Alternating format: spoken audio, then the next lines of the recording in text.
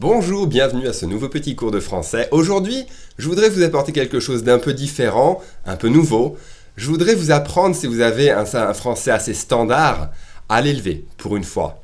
Pour une fois, je ne vais pas trop parler d'argot, pas trop parler de langage familier. Je voudrais vraiment vous apporter un vocabulaire différent qui vous permettra d'écrire mieux, de passer du langage standard oral à un français plus littéraire, plus élaboré.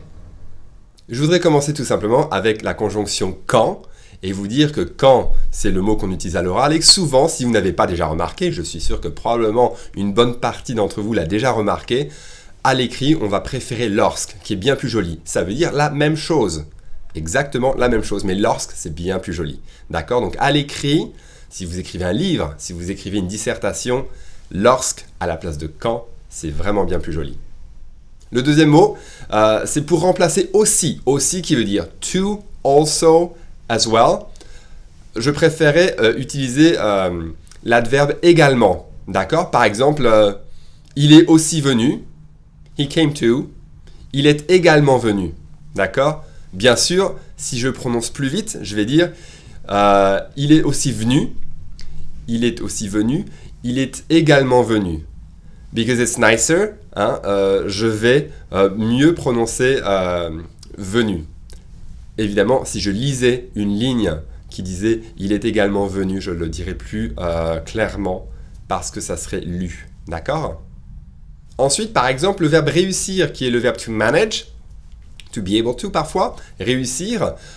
Il a réussi à venir plus tôt, il a réussi à sortir plus tôt du travail.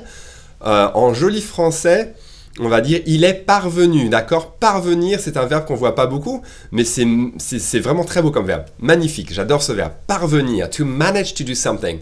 Bien sûr, c'est un français vraiment très élaboré, assez sophistiqué. Donc bien sûr, on l'emploie pas beaucoup à l'oral, mais si vous voulez bien écrire très correctement, avec un bon niveau de français élevé, alors utilisez le verbe parvenir plutôt qu'un simple réussir qui est standard. D'accord? C'est pas moche, mais j'aime beaucoup le verbe parvenir. Donc par exemple, il est parvenu à sortir plus tôt. He managed to get out of work, for instance, earlier. Il est parvenu à sortir plus tôt du travail. Bien sûr, je l'ai déjà mentionné plusieurs fois dans toutes mes vidéos, mais encore une fois, à l'oral, les Français vont toujours, presque toujours utiliser on. Parfois, bien sûr, je dis toujours, parfois vous avez des Français qui vont utiliser nous à l'oral, mais ça sera rare, d'accord? Au moins 99% du temps, un Français dira nous, dira on pour oui, d'accord? Vous pouvez demander à un Français, il pourra vous dire je ne suis pas d'accord, mais c'est un fait. It's a fact. There's nothing to argue with. It's just a fact. Some people will say no, of course, especially in more formal circumstances or settings like a political debates, a speech. Mais bien sûr, à l'écrit, nous, d'accord? If you want to write an essay, si vous voulez écrire une dissertation, nous, vous voulez faire nous. On, too ugly for written French, d'accord? Ensuite, je pense que beaucoup de personnes qui apprennent le français sont un petit peu perdues entre si et tellement. D'accord? C'est très simple. Les deux veulent dire la même chose dans le sens de so followed by an adjective. D'accord? Par exemple, il fait tellement chaud. It's so hot. D'accord? C'est ce qu'on dit tous les jours. That's what we say every day. Si means the same thing, so, mais c'est plus littéraire. D'accord? Donc, il fait tellement chaud.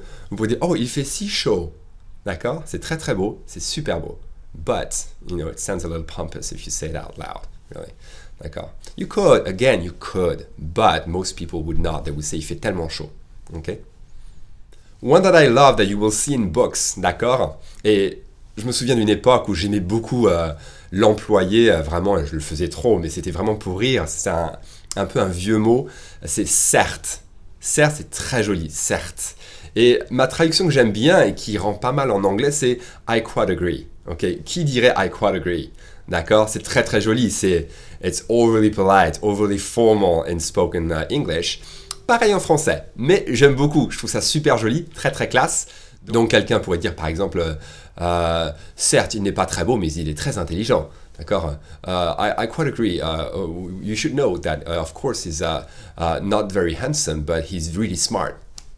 Ou tout simplement, quelqu'un vous dit Oh, je pense que lui, il est corrompu. D'accord? I think he's corrupted. Oh, certes, je suis d'accord.